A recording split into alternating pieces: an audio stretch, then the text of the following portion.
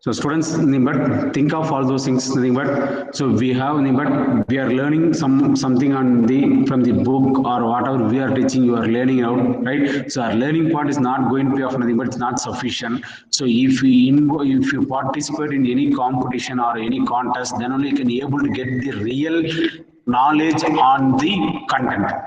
Okay, so this is going to that only is going to be often helpful in your career. So try to make yourself to participate in various contests and competition. Okay, so that will helps you to learn much more on the practical oriented. Okay, so even if you participate in the competition, but you can improve your communication skill and as well as of your technical knowledge. So we are here to support you and guide you and mentor you, right? Whatever you need, you can able to get it from our side. Even if you are on your right now, you are in your home also, doesn't matter, right? So we will support from our end, right? You can able to participate in any contest or competitions. We'll be here. Unless otherwise you are not going to come forward by yourself, we can't able to do anything.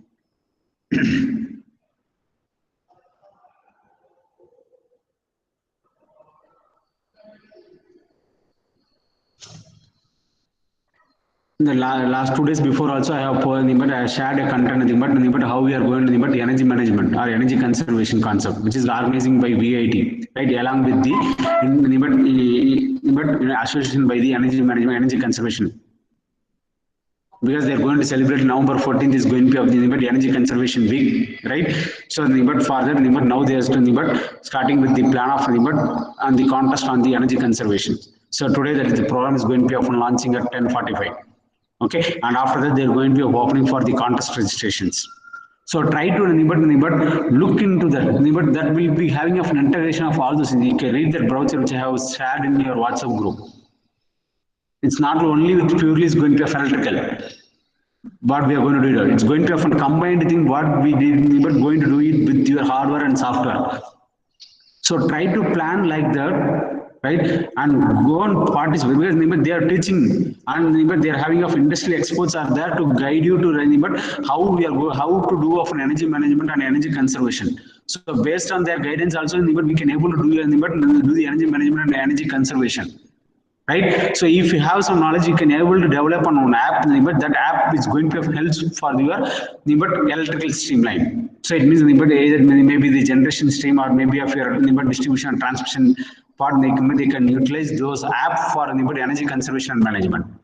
So that what they are expecting from the students. So if you are good in those concepts, then automatically you can able to get a job, very good job in your core industries.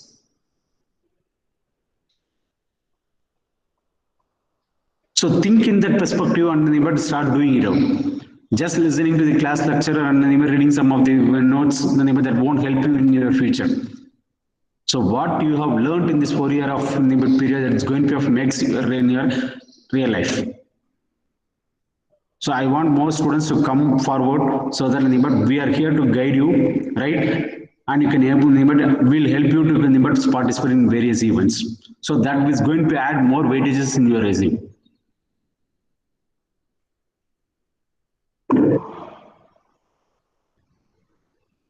Okay, so think it of.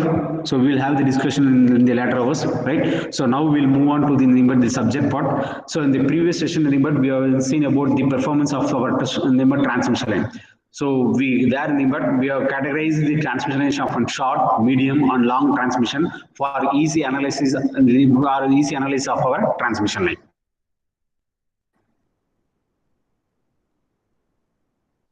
Okay, so medium and long transmission line, and we have solved some of the numerical problems. We'll continue the problems in the next sessions, right? So meanwhile, we'll go with the continuation part with respect to that. In the today's session, we are going to see that, but what is mean by a surge impedance or surge impedance loading, right? And next we are going to see that how to calculate the propagation constant and attenuation constant, but the wave which is going to be often traveling in your transmission line, that transmission line waves. So that we are going to call in terms of the constant of propagation constant and attenuation constant, what it means, and which part we are going to be called that one. Okay, so that we are going to see it in this today's class. And the next part, what we are going to see is going to be of your corona. So don't think that the corona is the name of the COVID-19. It's the name of the really corona which is occur in our power system. When we designed the AC transmission system, so it started the corona also in our electrical part. Okay, so we are going to see that what is often corona and how the corona phenomenon is going to often occur in our power system. Right? And so what are the factors governing that corona? What are the advantage and disadvantage of the corona? We are going to see that. Then next part, the last part of the today's session, we are going to see is going to be here methods of voltage control. What is the need for voltage control in our power system, or the transmission and distribution? Okay. So this is a content. First thing which we are going to take is but we are going to continue with the analysis of long transmission line. So then we are going to see that what is the attenuation and phase constant. Attenuation constant and phase constant. This is a propagation constant, attenuation constant and phase constant. And next thing is going to be of the surge impedance loading, or SIL. That is going to be called as often surge impedance loading. Okay, so I think this is the thing, but for analyzing of a long transmission line, for analyzing of our long transmission line, right, we have taken as often regress model. We have taken off our regress model. So why nothing but in the long transmission line, but the distance is going to be often more, it means greater than 150 kilometer, and the voltage is going to be often greater than 100 kilowatt. So it means we cannot able to consider as often distributed parameters often lumped parameter at one point. Okay, so that will cause us a serious error in the calculation of your performance or performance calculation. So that's why here, even for the long transmission line, that the parameter is going to be considered as often distributed parameter, and that is going to be often analyzed through often regress method. So I think this is the electrical model or the equivalent circuit what we have considered, right? At the from the receiving endpoint at a distance of x, we taken off on one section. On that section, that sun part is we are taken off on y of dx, the shunt admittance, right? And this is going to be of the series value is going to be taken off on series impedance with this section. Okay, and this section is located at a distance of x meter. And by applying the principal concept, we have got nothing but the voltage in this section is nothing but the voltage in this section, but we have got it is going to be often V is equal to often V or cos h of x into root of z into y, and square root of z by y, IR into sin h of x into root of y by z. So this we got this equation, we got it for the both the voltage and current with respect to this section, which is located at a distance of x meter. So if this is going to be of the voltage and the current for this section, we can able to determine for the whole length by replacing the x is equal to often L. Okay, then we got what only, but then we can able to determine what about your value of your sending in voltage and sending in current. You can able to get the sending in current. So this is the expression that we have reduced from the basic equation. Okay, so this we have derived in the previous session. So but if you want to determine this cos h and sin h, but it's a hyperbolic sine and cosine term. It's a hyperbolic cosine and sine term. It should be in terms of your power series. So this is going to be often this is going to be but the hyperbolic sine and cosine is going to be often expressed as often power series like this. Okay, so here we are going to consider in often nothing but up to often second order. Why? Because higher order the value is going to be often very less. So that's why here nothing but we are not going to take often higher order. We are going to take with respect of only often two term. Okay, so this we are going to use it when we are going to solve the numerical problems. This is how we are how to expand your but hyperbolic sine and cosine in terms of your power series for solving of your numerical problems. Okay, so now we'll see that what is mean by of the attenuation constant and propagation constant. So we know that this is the expression which we have derived it, right? So this is the expression what we have. So here nothing but this value, this root of y into z. So that I have taken here is going to be of nothing but I have taken as often gamma. Okay, I have taken as of your gamma with respect to the section of x section. So that I have taken as of your x section. Okay, so if I write it for my sending end point by writing with respect of my sending end point, okay, so it means I have to calculate this term with respect of my sending end point. And similarly here this z by y, I am taking as often zc. So ZC is going to be of anything but is equal to of square root of Z by Y. So this I am going to assume it out, where ZC is here is going to be called as of your characteristics impedance. That ZC is going to be called as of your characteristics impedance of the transmission line. So that we are going to discuss in the after this constant. Okay, what exactly what is the characteristics impedance? Okay, so if anything but that the sine here but hyperbolic sine and cosine term in the square root term, that is the but I have taken nothing but the square root of y into z I taken as often gamma.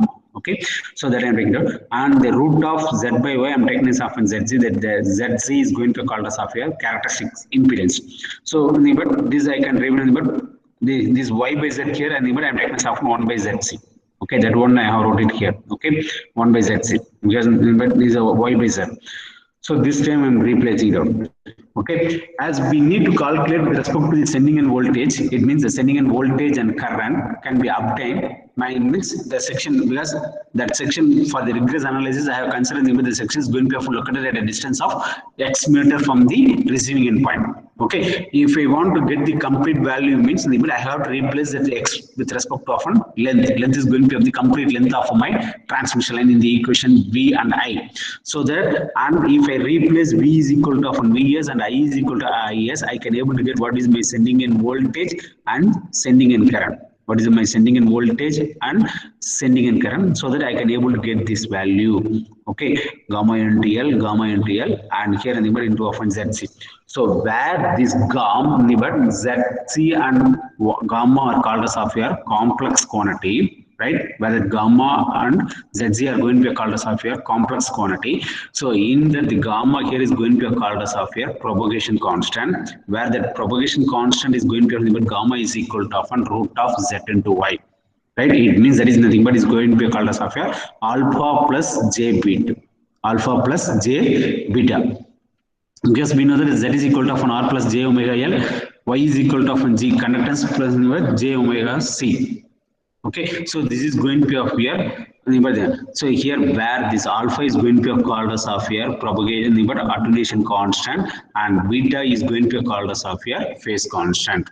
Beta is going to be called as of here phase constant. This is nothing but this alpha but attenuation constant, propagation phase constant is nothing but is going to be called as of here propagation constant. It means the wave which is traveling in your transmission line. The wave which is going to be often traveling in your transmission line, that wave constant here is going to be called as of your propagation constant, which having of an attenuation constant and as well as of your phase constant. Okay, so this is a separate topic, nothing but the wave, how is going to have an impact on your transmission line. That is going to be called as of your transmission line waves. That is going to be called as of your transmission line waves. So what is the pros and cons of the transmission line waves? That is a separate topic, but the detailed subject, but we are not going to see that in this session, right?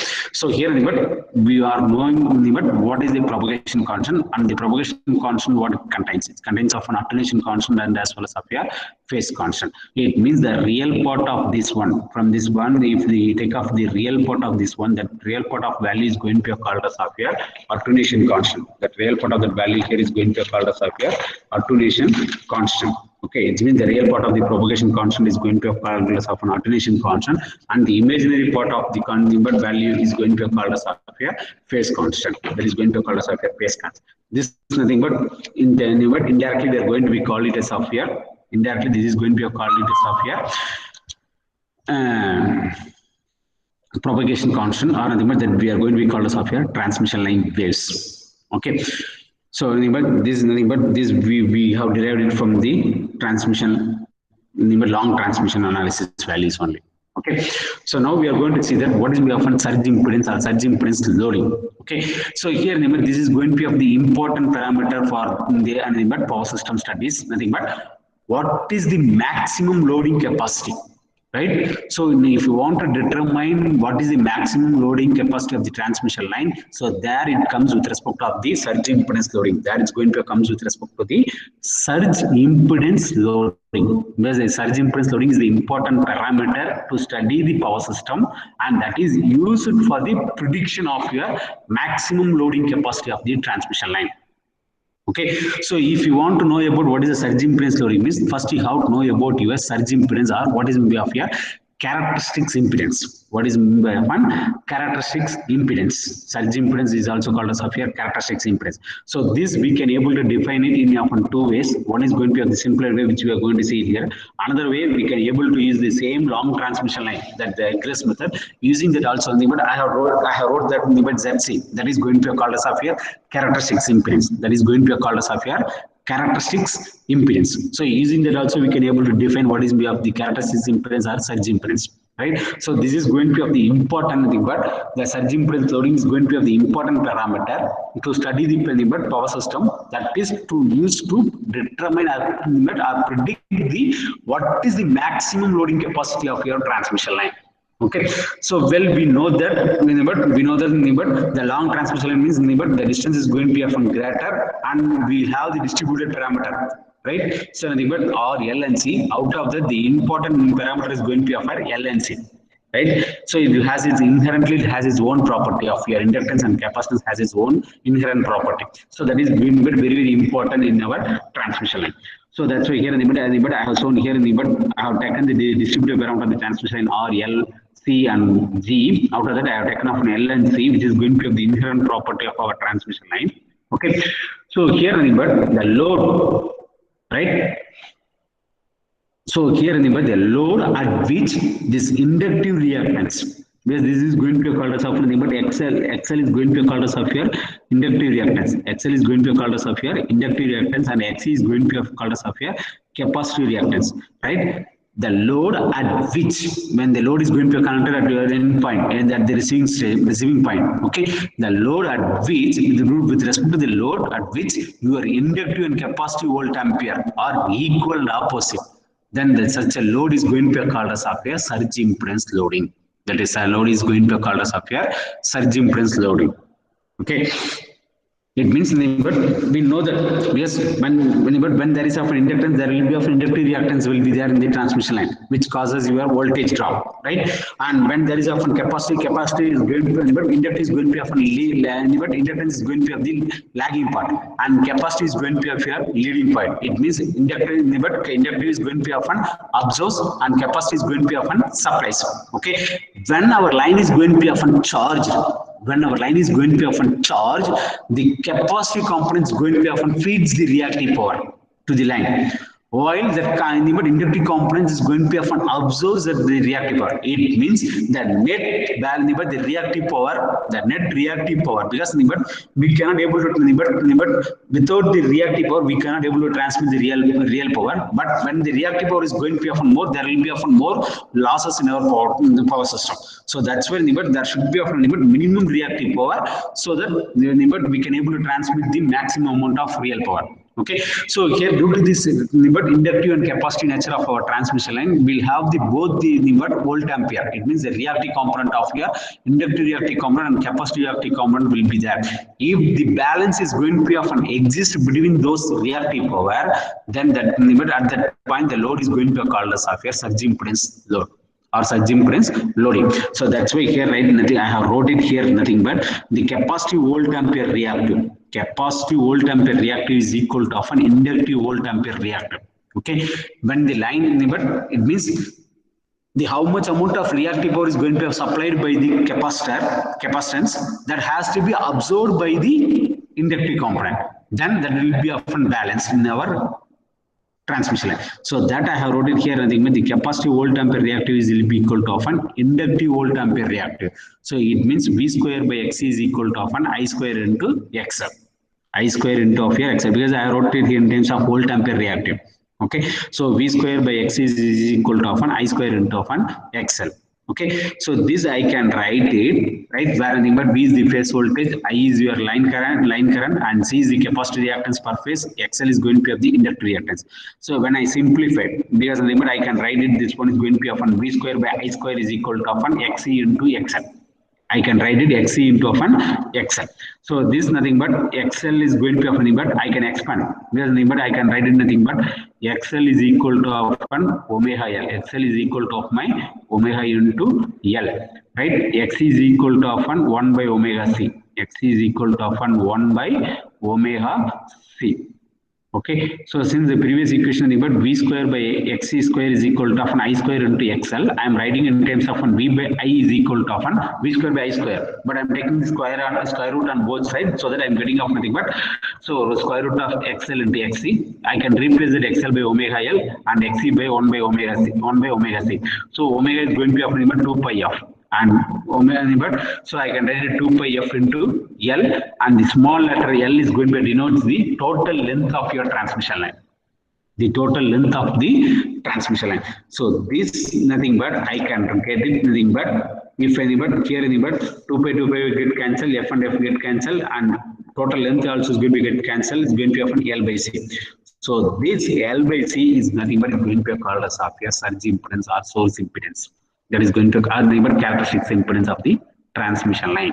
That is going to be called as of your characteristics impedance of the transmission line.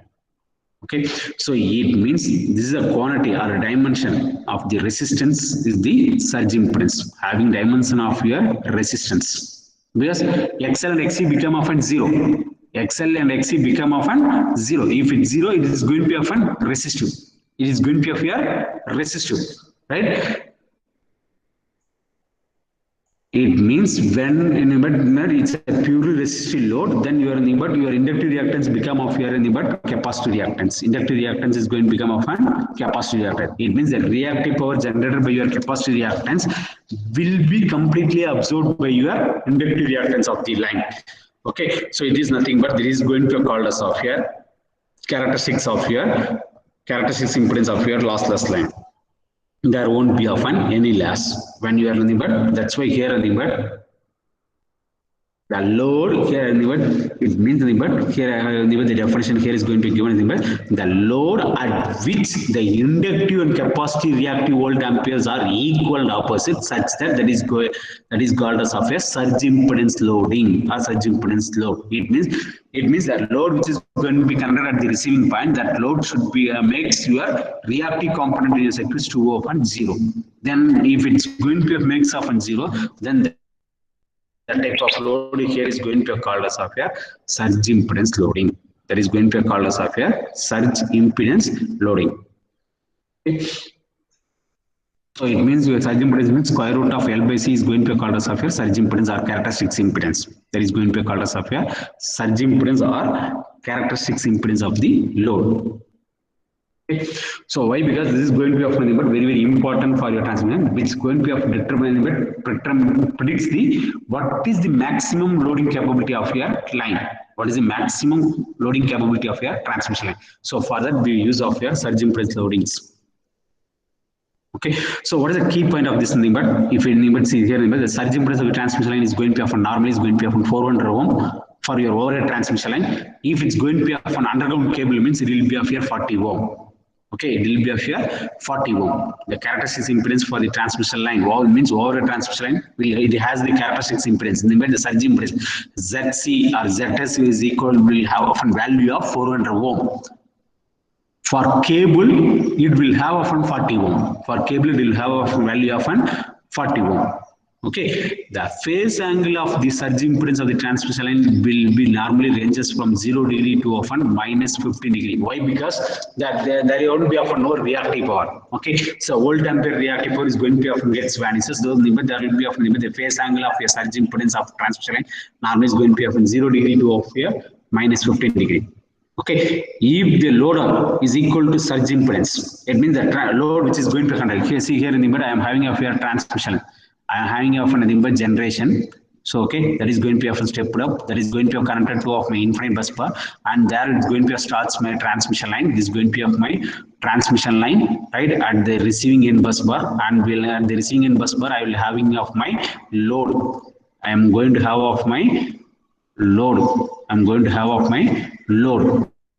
Okay, when this load, if this load is equal to my surge impedance loading, if this load is equal to of my surge impedance loading, then my power factor of the circuit will be in UT. It means I can able to transfer the maximum power and the line that is going to be called as of the flat line. That is going to be called as of the flat line.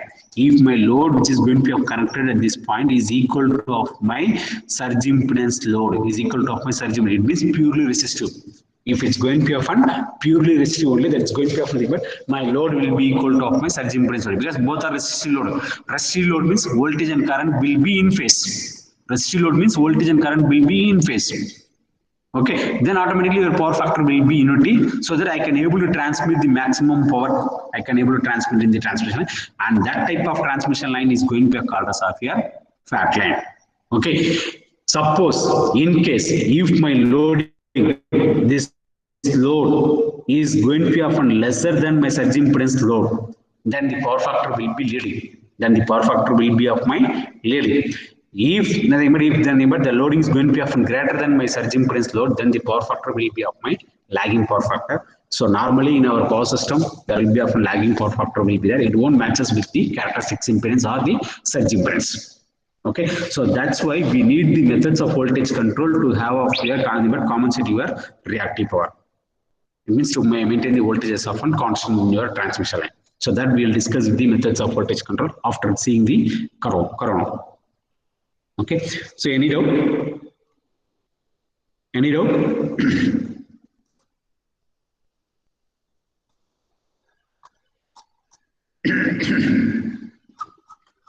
Students, any doubt?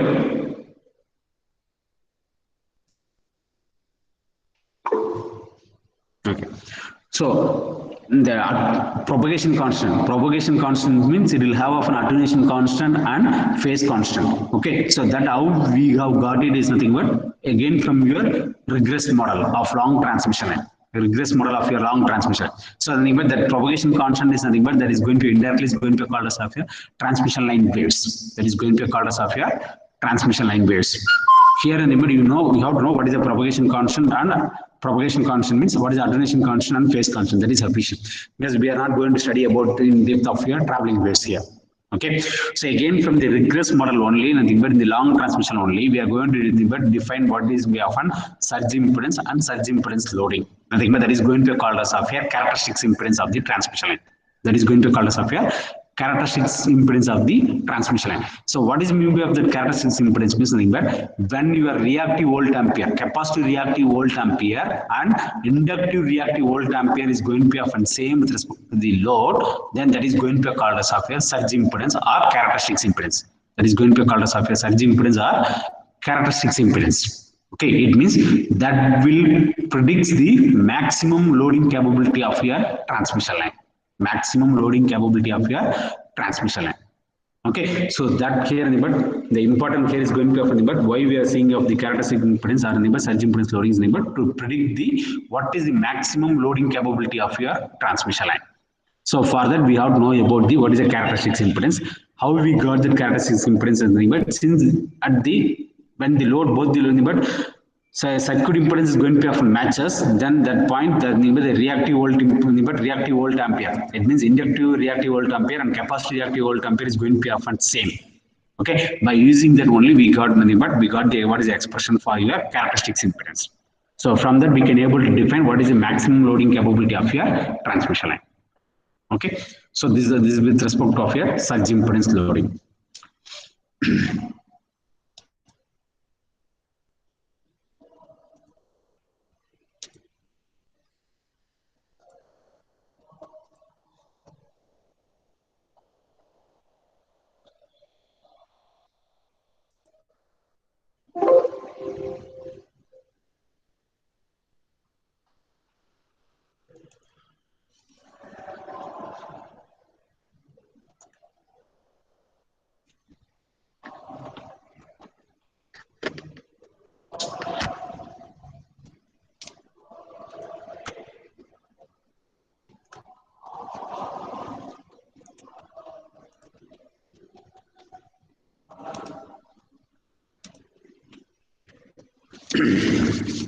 So the next important thing is going to be of your corona. Okay, so what is corona in power system?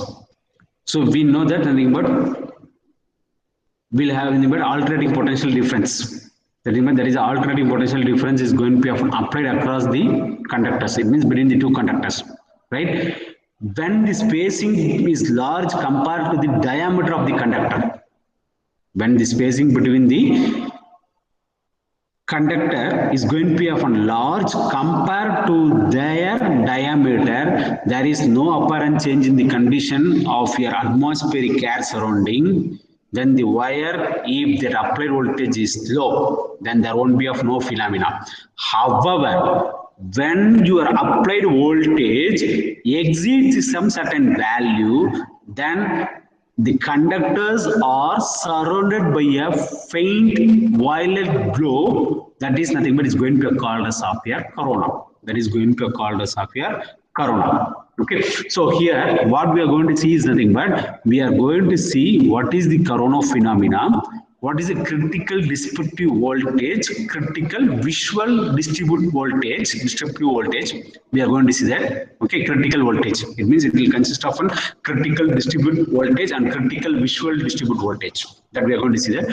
Next, factors affecting the corona. What are the factors affects the formation of your corona in your transmission line? Then what are the methods are there to reduce the corona loss? It means the power loss due to of your corona, right? And what is disadvantage due to corona and what is advantage due to of your corona? So this thing we are going to discuss under the heading of your corona in transmission line. Like COVID has its own advantage and disadvantages, like that we'll have this corona is going to form in our power system, right?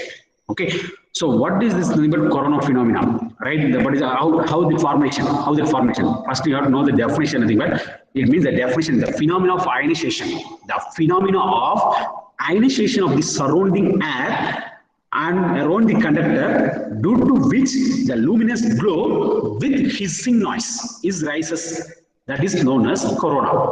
Okay, it means the phenomena of ionization of surrounding air around the conductor. See, listen here. The phenomena of ionization of surrounding air around the conductor, due to which the luminous glow with hissing noise is known as corona.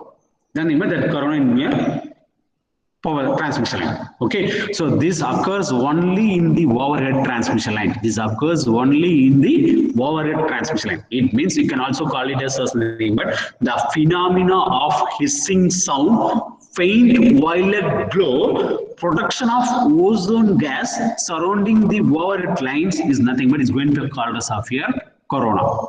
Okay, it is nothing but that is going to be called as self-sustained electric discharge phenomena. That is going to be called as self-sustained electric discharge phenomena. Okay, so that is going to be called as corona. So how this nothing but is going to be nothing but it's going to be often formed. So normally in nothing but if the conductors are polished and smooth, if the conductors are going to be often polished and smooth, the corona glow will be uniform throughout the length of the conductor. Right, so otherwise at the rough point it will appear as often brighter, and smooth point will be appear as often lesser. Okay,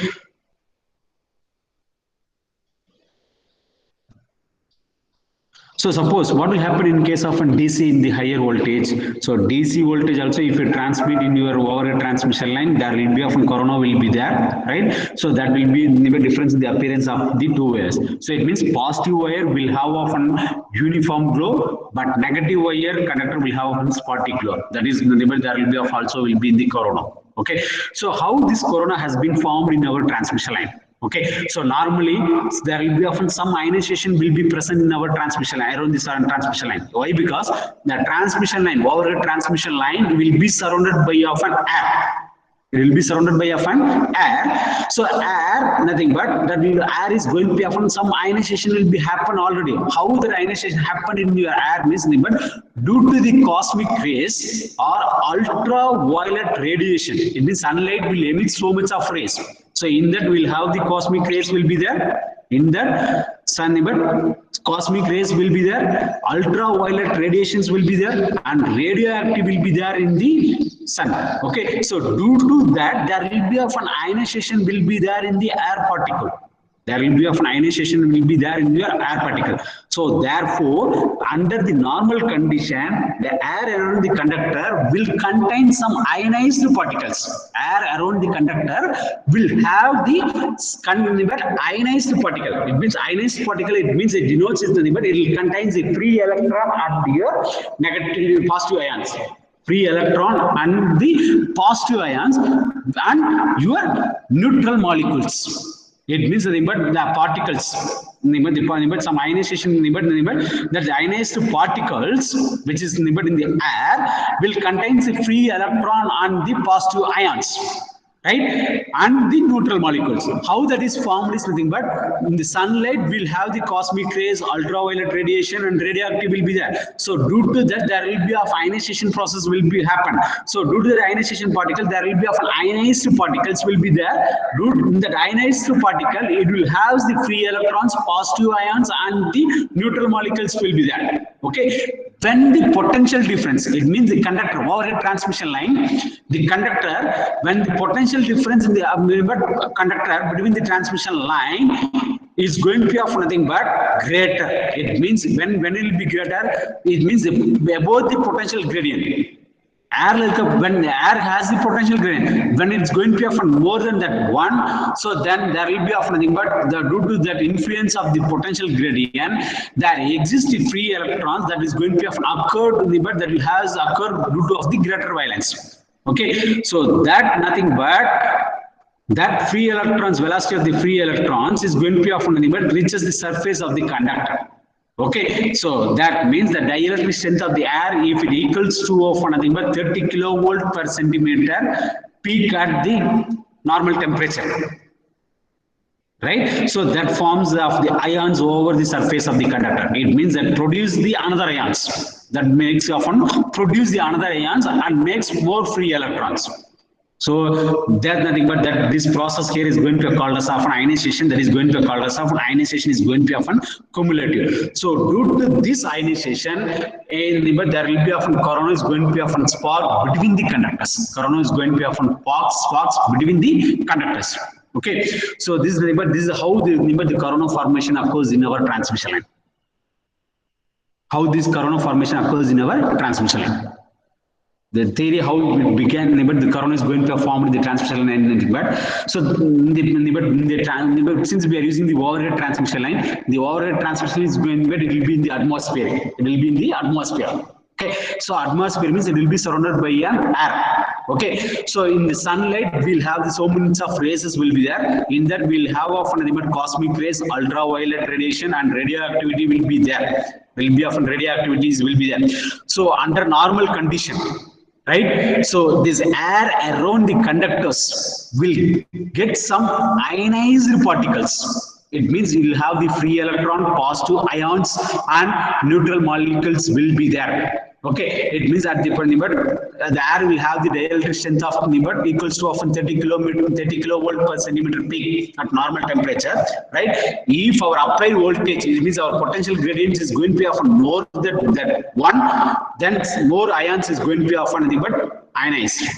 Okay, so that will emit more free electrons. So that makes often more process of your ionization around the air that will forms the corona between the conductors. That forms the corona between the conductor. It means you can able, if you suppose in case if you have the chance of going under the overhead transmission line, which having the transmission voltage of more than 110 kilowatt or 220 kilowatt, if you go under the transmission line, so just wait for 2 minutes and listen carefully. You can able to get some like that hissing noise, but the sound which is going to be of traveling along with the line, that noise here is going to be called as a hissing noise.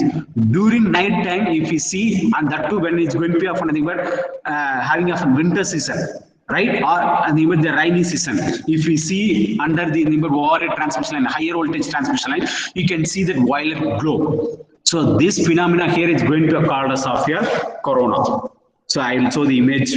I will show an image. So this is the image you can able to visualize. Okay, the hissing noise will be traveling along the length of your transmission line. along the length of your transmission line. So why? Because but this is going to be of our transmission line conductors. This conductor is going to be often surrounded by the air is often medium, right? Air will have normally air is going to be often consist of your some ionized particles, right? When our potential voltage right, when our potential voltage is going to be the potential means between the conductors. And this is the first diagram is going to shows your double circuit configuration. Shows your double circuit configuration. Okay. So when this potential between the conductor is going to be often higher, it means more than the your dielectric strength of your air, then automatically ionization process is going to be often taking place that results in the accumulation of your free electrons on the surface of your conductors. So that will result in the phenomena of hissing sound and faint violet glow. Along with that, it will produce the ozone gases. Okay, so that here is going to be called as of your corona. So if you have a chance of going in the night time, and if you have rainy drizzling like that, you can able to see this violet glow in the transmission line.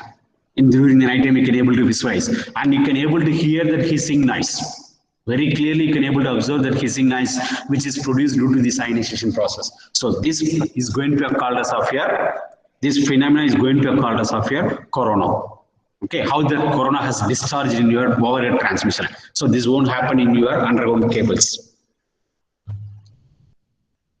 Okay, so the two important thing is going to be of nothing but critical distribute voltage and visual critical voltage. Okay, so what is this critical distribute voltage? Distributive voltage. It means the minimum phase to neutral voltage.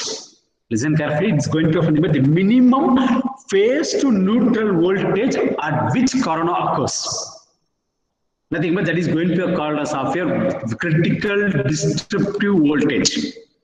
Okay, you can denote it as often VC or VD, both is going to be often same. Okay, so this equations we got it from the fundamental physics using of the potential gradient on the surface of the conductor. From that we have taken the depends upon the air and the ionization. Okay, so we got this equation. So we are not much interested in now for going for in depth for the derivation of how we got the critical disruptive voltage equation. Okay, so this is nothing but the potential gradient. Based on the potential gradient voltage only we got this. Okay, so that potential gradient again we are going to see it in the underground cable. It's a slight thing which is we are moving from there only. Okay, so critical disruptive voltage is nothing but defined as the minimum phase to neutral voltage at which our corona is going to be often occurs. That is going to be denoted as often critical disruptive voltage. You can say this often V suffix C or V suffix D. Okay, where delta here is going to be called as often air density factor. So that is going to be in terms of temperature we are going to denote it 3.92 B into divided by 273 plus T. It means temperature Celsius to Fahrenheit we are going to convert it out. And M naught is the irregularity factor. So that will be equal to 1 for your polished conductor, and it will be 0.98 to 0.92 for your dirty conductor. For normal standard conductor, it will be ranges from 0.87 to often 0.8. So this is going to be of your critical disruptive voltage. Okay, so this is nothing but if the two conductors of radius r and the distance between them is going to be often d, then I can able to write what is the potential gradient at the surface of the conductor. Nothing but G max. That is going to be nothing but Vd by r into ln of d by r. From that only we have deduced this equation. Okay. So at this potential gradient only, nothing but the breakdown strength of the air, nothing but that is going to be denoted as of your G naught. That is going to be denoted as of your G naught. So it means normal temperature means 25 degrees Celsius.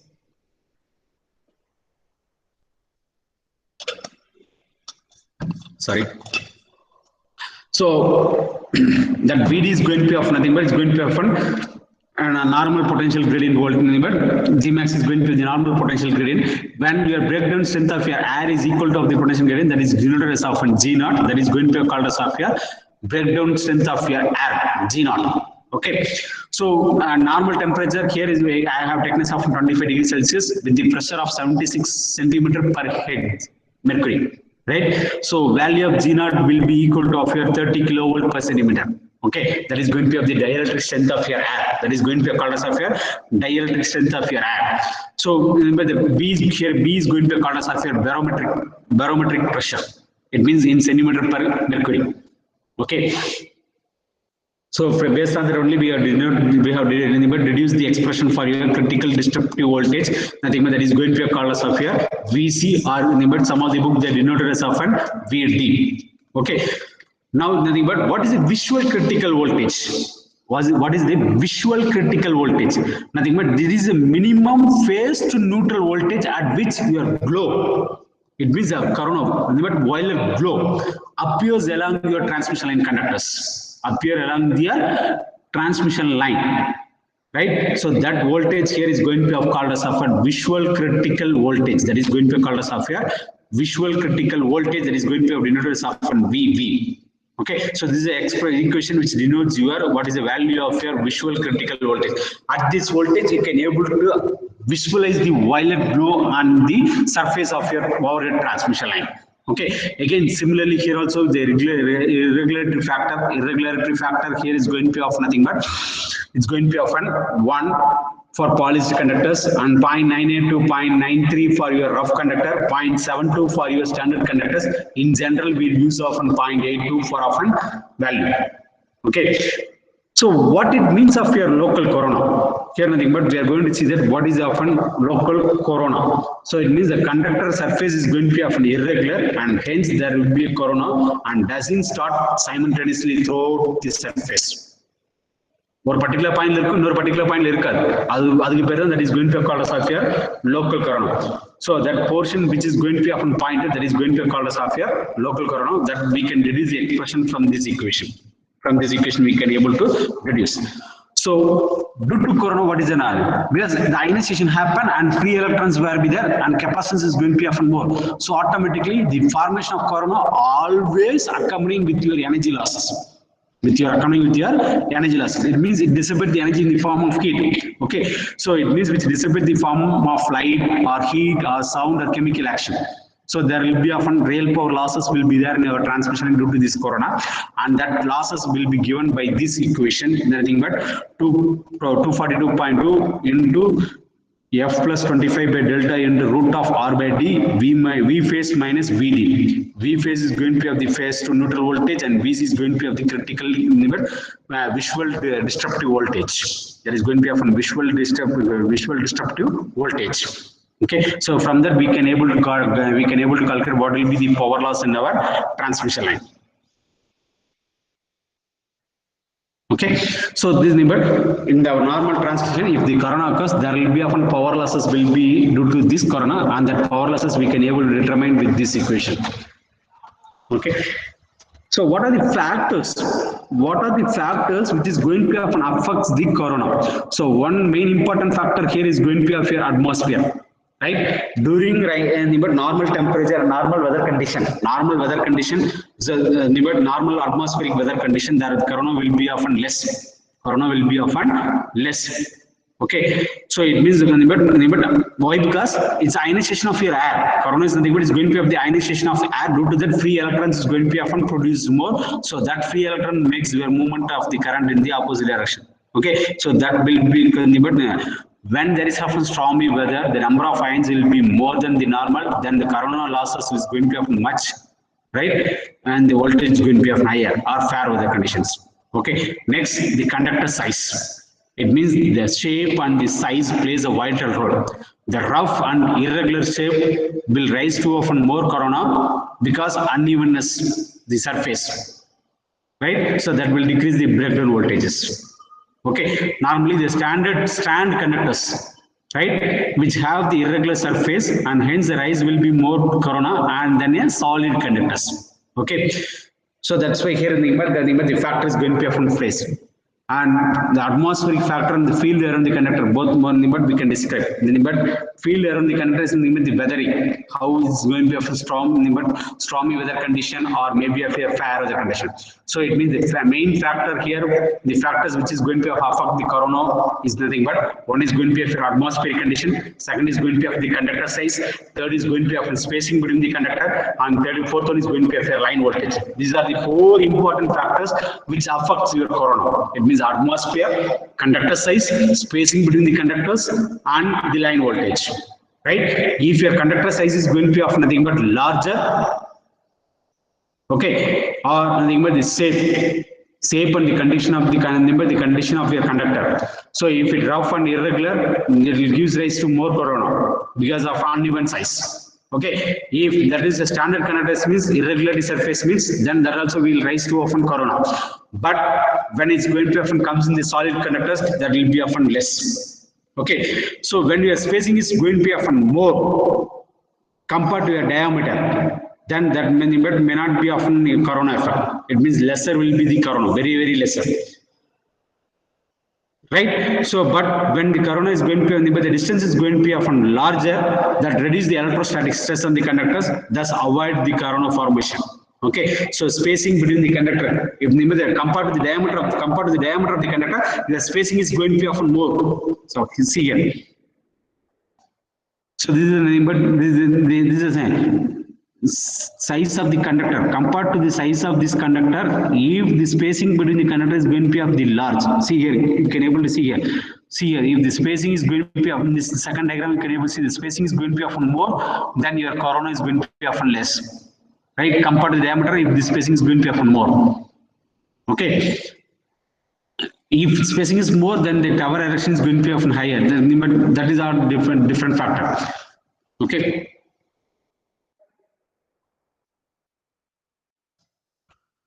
So profile, the four important parameter which affects the corona is going to be of here. It's going to be of an atmosphere, conductor size, spacing between the conductor and the line voltage. If you lower the voltage, chances of the corona formation will be less. If your voltage will be of an higher, so normally the more stresses will be there, then the corona formation is going to be often more.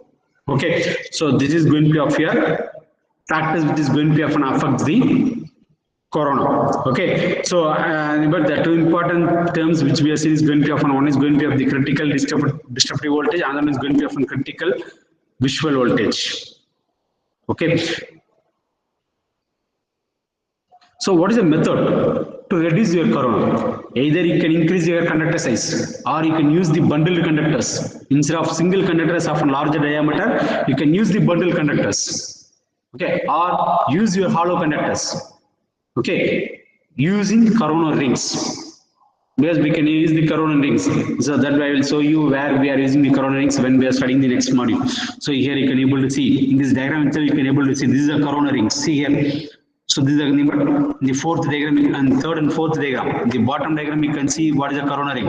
So this is the insulator. The black color, this one is going to be the insulator which we are going to study in the next module. Okay. So around that one you can see this is the ring side. Semisphere. Okay, so this number is going to be called as of your corona ring. That is going to be called as of your corona ring. Okay, so either you can increase the size of your conductor size, or you can use the different conductors, either a bundle conductor or hollow conductors. You can use it, or else you can use the corona rings to reduce the corona effect, or increase the spacing between the conductors. Increase the spacing between the conductors. Okay, so but in practically we'll use often two kind of methods. One is the ring, but we'll increase the conductor size. Okay, normally we'll go, instead of going for often but solid conductor, we'll go often ACSR. Okay, okay, with a larger cross section. So the but that will reduce your effect of your corona. Okay, by increasing the conductor spacing, it means the spacing between the conductor. If the higher the voltage, we can increase the spacing so that will eliminate your corona. Okay, so the cost of the supporting structure will be bigger. Cross arm and support is going to be of needed. That will be considerably increase your investment amount on the transmission line. But we can able to minimize your corona effect. Okay, so till now we have seen how what is the phenomena or how the corona is going to be often formed in our transmission line. Okay, and the important terms here, number one is going to be of the critical disruptive voltage and visual critical voltage. What is the power loss due to of your corona we have seen.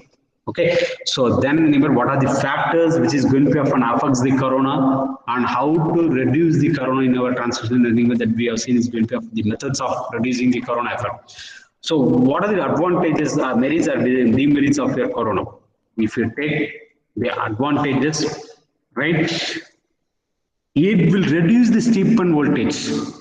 when there is often lightning is occur, whenever the lightning occur, there will be often surge voltage will be there. Or whenever the switching, it means when your circuit breaker open and closes, there will be often surges is going to be often produced in your transmission line. Okay, so that steepness voltage can be suppressed by using of the current, because that steepen voltage will have higher voltage magnitude, so that makes the ionization, so that the power is going, voltage is going to be often get reduced in that one due to the corona. So it means the advantage here, but the voltage, the steepness of voltage surge produced can be reduced, right, due to corona. It means that the steepness in the voltage that will be produced due to of your lighting or switching.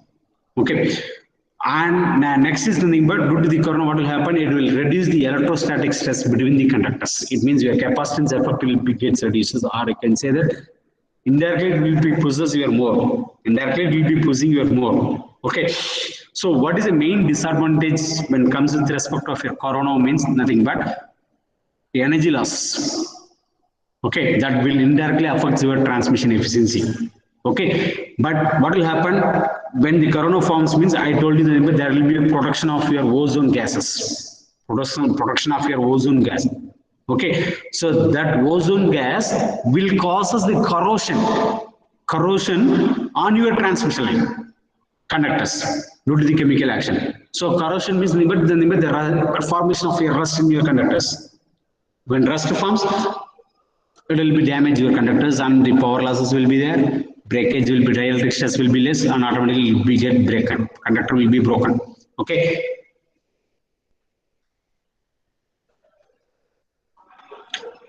Another one of the disadvantage due to the corona here is nothing but it's going to be the current drawn by the line will be often more, and that will be of a non-sinusoidal. Hence, when become of a non-sinusoidal, then automatically there will be often more voltage drop. Okay, so it means this will causes the inductive interference with the neighboring circuits. Or even if any communication line or some other cable is going under your transmission line, means so due to this corona, there will be of an interference will be there. Why? Because it will increase your inductance. So that inductance will make indirectly it will be of nothing but inductive interference will be more with their neighboring circuits. So these are the important drawbacks in it. That here the disadvantage of your corona. Power losses will be there. It will reduce your transmission efficiency. Right? Suppose the radio and television interference will be there happen. If your cable is going to a radio cable or maybe a telecommunication cable is going under your transmission line, means that will causes the interference. Okay, in your neighboring communication circuits.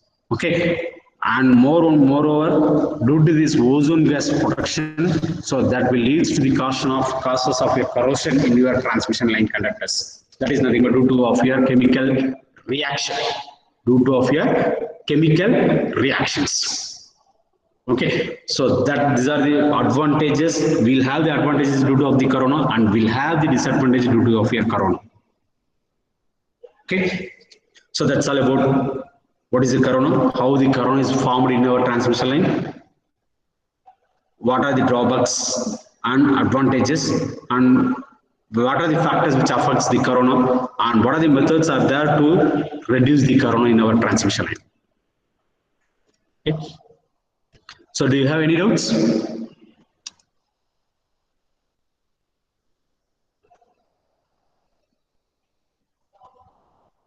Students?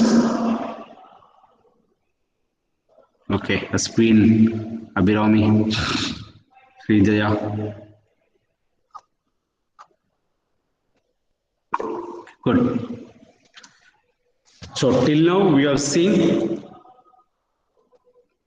propagation constant of the transmission line.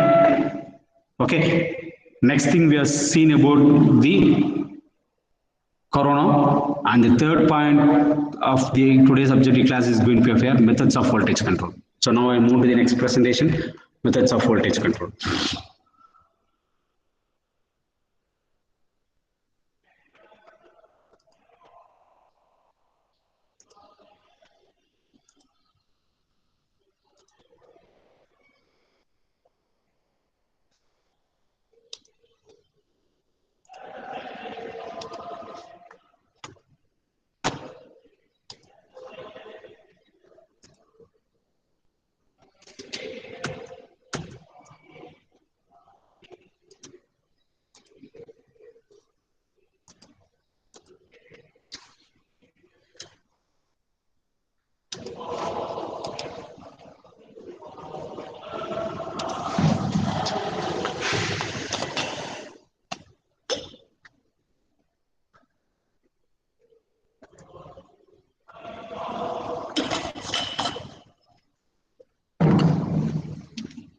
Whether my slides is visible?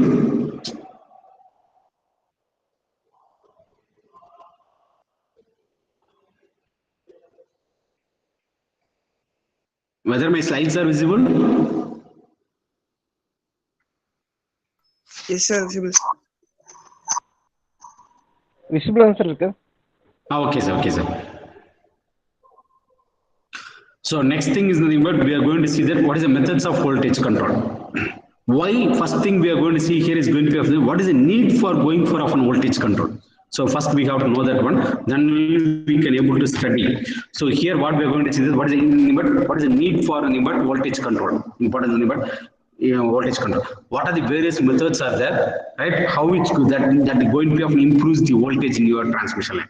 So that we are going to see. So various methods when it comes with respect of various methods, we'll have often shunt compensation, series compensation, synchronous condenser. Nothing but the synchronous condenser here is nothing but it's going to be called as of here synchronous machine. Right? So that we're going to tap changing transformer, auto transformer tap changing, booster transformer. So these are the various methods of voltage control. We are going to see it on. Okay.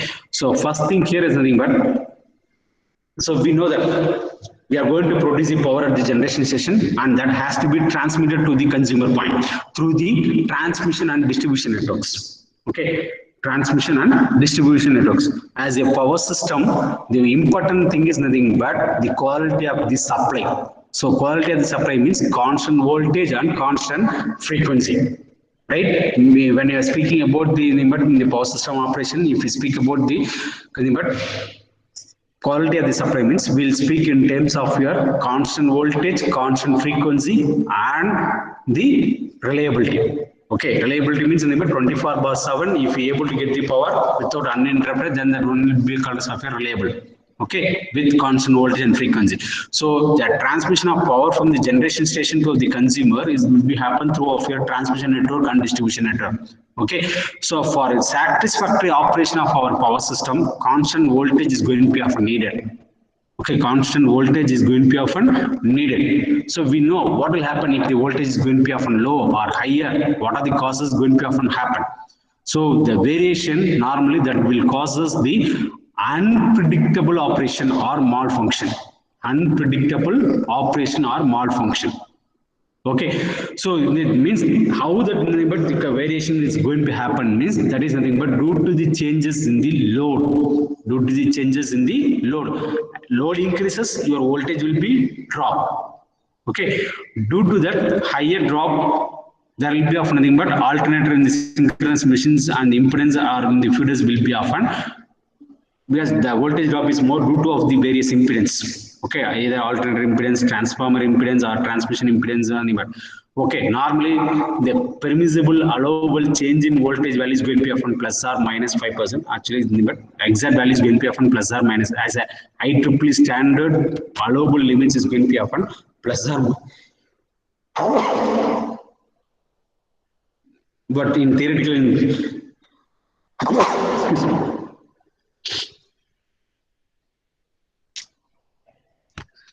Okay, prescribable limits is going to be of nothing but plus or minus 5% or 6% is going to be of the declared value of changes in voltages. Okay, if we more than that one, then we need to regulate the voltage with the voltage regulating devices at the suitable places. Okay, so why we are giving more focus for this voltage control? Why? Because I think you did your experiment in your electrical machines. In machines only you did it. Okay. When your supply voltage is going to be often low, the speed of the motor is going to be often less. And in your home itself, you have visualized. Due to some any fault, what will happen if the drop in voltage happen in your home means automatically the illumination of your light is going to be often reduced. Brightness will comes down. Okay, and suppose if the frequency is going to be of more means limit flickering will happen, or frequency less means flickering will happen.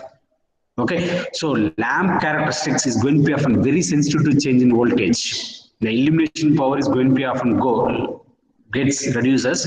So automatically what will happen, the life of the lamp is going to be often gets reduced. Suppose I think we are using the stabilizer for your refrigerator and your television. We are using the voltage stabilizer, right? voltage stabilizer we are using. Okay, so why we are using this, but uneven voltage that will affect your compressor in your refrigerator. Okay, so in your television means that will affect your XY component. So that's why voltage plays a vital role in an equipment. If they are only, but voltage is going to be often variation in voltages. That variation in the voltage will causes the illumination.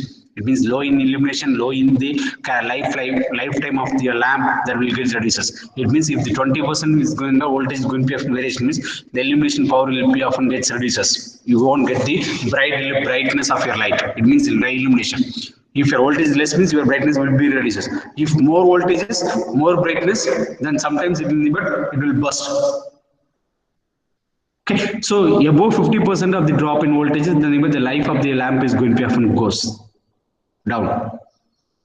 Okay, so when this is happen, nothing but in the power system, when there is often light load, or no load condition, the voltage variation characteristics will happen due to of your inductive and capacitive reactance in the transmission line. Okay, sorry, I think there is a spelling mistake. It is an induction motor. Second point is going to be of the induction motor. Okay, N is missing, the typing mistake. So increase in the voltage, it causes the saturation of your pole. When the saturation of pole means high permeability will be there. High permeability will cause us the high core losses. Will have of your high core losses. Suppose in case your voltage is going to be of low in your induction motor means that reduce your starting torques. That will reduce your starting torque. Okay, you can able to see, remember you did your experiment. If your input voltage and the bus bar is going to be often lesser means automatically the speed of your motor will be get reduces. You did your armature voltage control method and flux control method. Armature voltage control means you are controlling the voltages, you are controlling your speed, and indirectly you are controlling your torque. Okay, in your DC motor, you did your experiment. No, similarly, majority of the load which is connected in the power system is going to be of the induction motor. So if your voltage is going to be of low, higher in voltages, that will causes this more saturation of your pole. So it means high permeability will be there. Due to the high permeability, core losses will be more. Okay, suppose in case the drop in voltage means that will have reduces your starting torque. Okay, so this is going to be often the drawback if the voltage is not maintained in your transmission line at the receiving end point. So these are the drawback with respect to the consumer, and as well as our supplying equipment also will get damaged.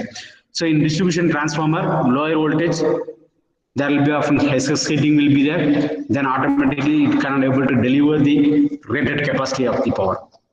Okay, so that's why we need to maintain the voltages, often constant voltages.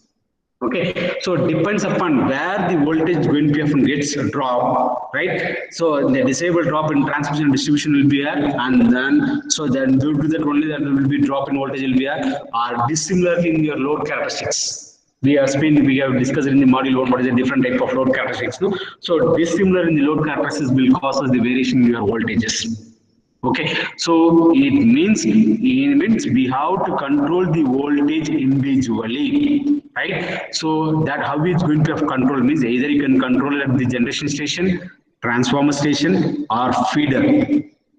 Okay, the devices will be used where we are going to place that voltage control devices means we are going to place that voltage control to maintain the voltages of constant in our transmission line by placing the suitable devices. That devices will be placed at the various stations like generation station, transmission station, and transformer station and feeder. If drop exits, it means the distribution feeder. Okay, so what are the methods are available to control your voltage means, but we'll have of your shunt compensation, series compensation. Okay, it means the shunt compensation and series compensation we can use often both the reactor and the capacitor, depends upon the nature of your transmission. And we'll have the synchronous condenser, tap changing transformer, auto transformer with the tap changing, and the booster transformer. So you can see this booster transformer. This booster transformer normally we'll use in the electric traction. In the electric traction, if you see in the electric traction, when you have the chances going in the electric traction means you can see that in the electric pole there will be of a single square type of a round type of boxes will be there. Nothing that is going to be called as a booster transformer. Okay, so auto transformer tap position, this will be normally available in your power station, receiving power station. In the substation, auto transformer will be there. So whenever the line voltage gets dropped, automatically that will be adjusting the tap position of the transformer. That will be adjust the tap position, nothing but like auto transformer. Normally, when your electrical machines will use the auto transformer to step up the voltage and step down the voltages will increase the tap position. Okay, so similarly, the auto transformer tap position changing is automatically it will be get changes. Right, tap changing transformer means that we can use the OLTC. It means on load tap changing transformer, on off load tap changing transformer. That the number of windings will be more in the transformer. When your voltage is going to drop, automatically it will increase the number of turns, so that your voltage is going to often get boosted. So the increasing the turns position that can be done in the live condition or offline condition. Live condition means there will be often sensing devices will be voltage sensing devices will be there, right? That voltage sensing devices will senses the voltages. If the preset lesser than your preset value means that will send the signals to your servo motor. Servo motor, I think in your control system you are studying your servo motor, no? That servo motor will changes the position of your tap. So it means either increase or decrease your tap position. So that number of turns will be increased or decreased. Okay, so that you can able to improve your voltages in your transmission line. So that you can able to improve your voltage in the transmission line. Okay, so synchronous condenser is nothing but it's going to be a synchronous machine. Where the synchronous machine you can able to control the excitation, depends upon the excitation, nothing but under excitation or over excitation that will act as often synchronous condenser. It means it can able to supply the reactive power or it can able to absorb the reactive power. So when you are controlling the reactive power flow in your transmission line, you can able to control your voltages. So that we can able to do it by using of we can able to do it by using of a synchronous condenser. It means if you are controlling the excitation field in the excitation circuit of a synchronous machine. Right, excitation, it means if you control the excitation of your synchronous machine, right? So it depends upon under excitation or over excitation, you can able to control, depends upon the excitation itself, you can able to control a synchronous machine. So that synchronous machine can act as often synchronous condenser. It means that will supplies the reactive power or absorbs the reactive power in the transmission line or where it is connected, so that it can able to control the voltage on your transmission line. So that you can able to control the voltage on your transmission line. Okay, so here we are going to see the only the two important things is going to be often what is a shunt compensation and series compensation. This is going to be very important for our transmission, because we have analyzed the performance of the transmission line by using of the inductive and the capacitive inherent properties. Okay, so that's why we are going to give more emphasis for the shunt and series compensation. More emphasis for the shunt and series compensation. Okay, so the shunt reactor means we are going to connect the shunt reactor in our transmission line. So normally this will be used to compensate the effect of line capacitance. It means when your line capacitance value is going to be often more, what will happen? Your voltage level is going to be a voltage, will be induced the voltages. So higher voltage is going to be often induced. So when your circuit is in open condition or light load condition, your voltage will be more. So at that time we are going to connect the inductor. It means in this shunt with respect to the shunt. So nothing but that will absorb the excessive capacitive, then that will maintain the voltage as often constant. Okay, so how we are going to connect it means you can able to connect it directly to the ends of the transmission line, or you can connect it at the tertiary winding of your transformer, which can be either switchless of your volt ampere reactively. It means we can, whenever it's needed, it can be supplies the reactive power. Right? It supplies the absorbs the reactive power, or whenever it's not needed, it will be switched off. That's why so it can be connected either through a tertiary winding of your transformer, so that it will be switched on or switched off. Or permanently we can able to connect the reactor at the ends. Okay, when the circuit has of the increase more surge impedance. It means if the characteristic impedance is going to be often more, means then we have to connect to a shunt reactors, so that it will maintain the voltage as often constant. Okay, so normally the shunt reactor also will be connected in your long transmission line to overcome your Ferranti effect. What is a Ferranti effect? It is nothing but at the receiving end, the voltage is going to be often higher. Why? Because due to the effect of capacitor. When this voltage will be higher means whether the circuit is going to be of an open condition or light load condition, your compared to of the receiving end voltage, your sending end voltage will be more. It means at the receiving end point, the sending end voltage will be greater than your sending end voltage. At the receiving end point, if the voltage is going to be often greater than your sending end point, then that effect is going to be called as of your Ferrantic effect. How that Ferrantic effect is going to be often occurred means, but when the circuit is going to be often open or light load, then your voltage will be often more at your receiving end point compared to of your sending end point. So that effect is going to be called as of your Ferrantic effect. That effect is going to be called as of your Ferrantic effect. Okay, so when you are when we are going for this sun compens means the sun reactor means when your voltage is going to be receiving end voltage is going to be often more, then that also will affect your equipment. So then we use the sun reactor so that will absorb the excessive reactive power in your circuit, so that your voltage is going to be maintenance often constant. Okay, so how we are going to connect that reactor means that will be connected either directly to the lines or through the transformer tertiary winding we can able to connect. That will be connected as often permanently or as often switched reactor. As often switched reactor. Okay, so this is all this is about your sun compensation. So sun reactor that we are able to see upon sun reactor. So next thing is going to be a shunt capacitor. Suppose under heavy load condition, the load which is going to be connected is going to be of more inductive load. The load which is connected is going to be of more inductive load in your circuits. Then it will absorb the more reactive power. Okay, so there we need to supply the reactive power so that your voltage has to be boosted. So then we can use of a shunt capacitor. Right, so that will inject the leading reactive power and boost your voltages so that the loading current will be get reduces. So normally these shunt capacitors will be connected at the switching substation, the inductive load, so that the inductive load will have often characteristics of your low power factor. Okay, either you can, this the shunt capacitor can connected at the high voltage bus bar or tertiary winding of your transformer.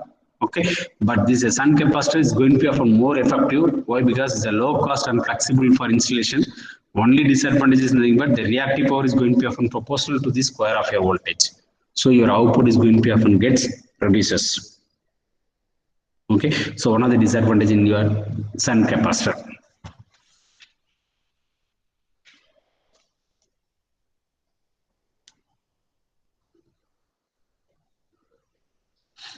So series compensation means instead of connecting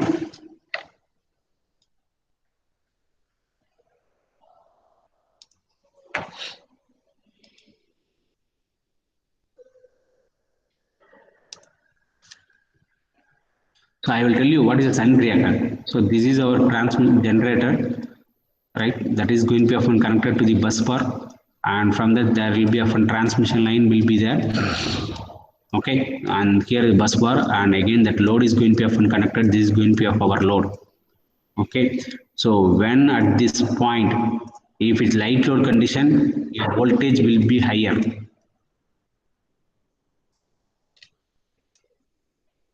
Sir, are you getting the video?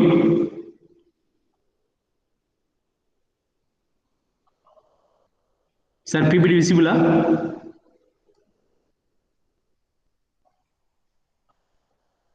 Students, PPT is visible? Yes, sir. Okay.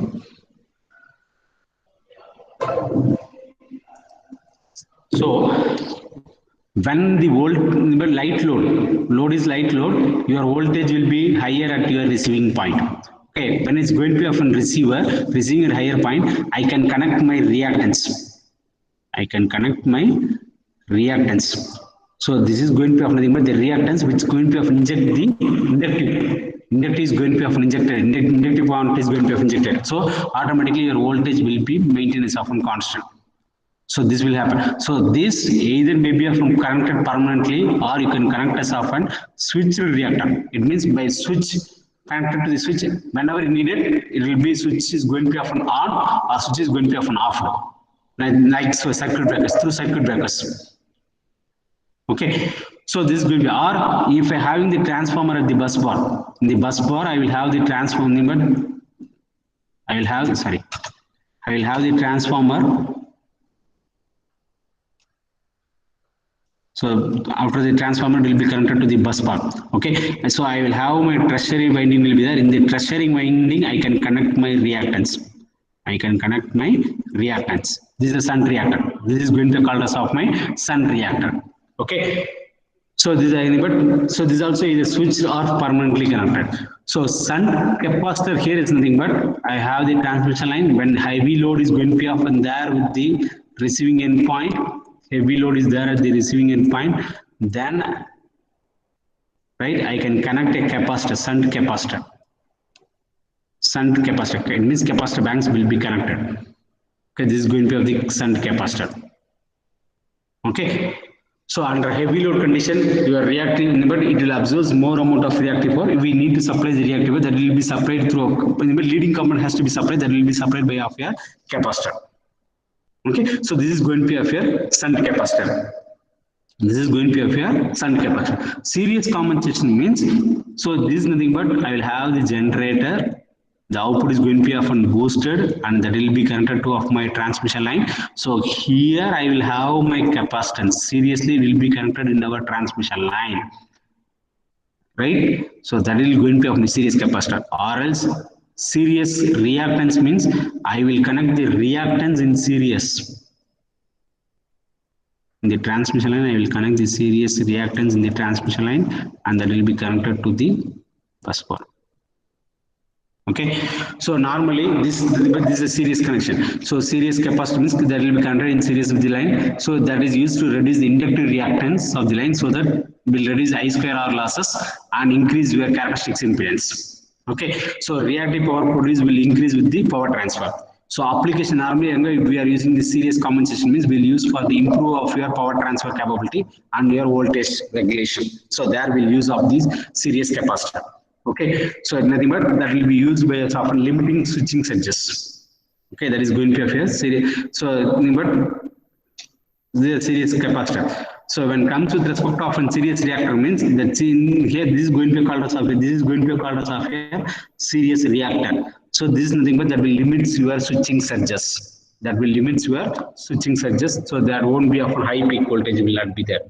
Okay, so this is a granular performance how we are shunt and series capacitor is going to often perform for often different type of loads, right? And when there is of no compensation. Okay, so these are the methods what we are using for the controls of your voltage control in our transmission line.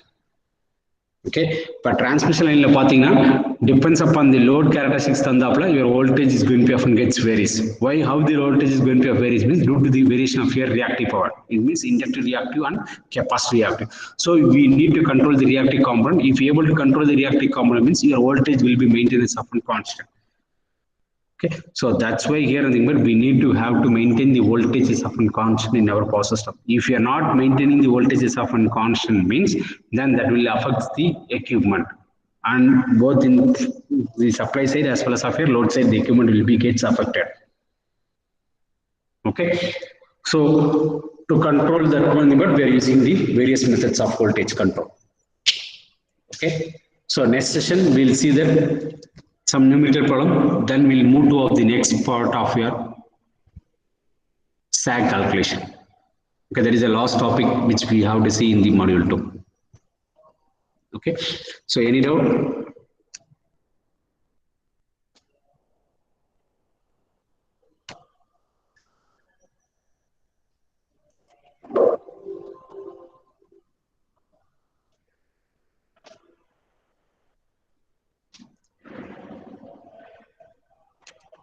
So any doubt, students?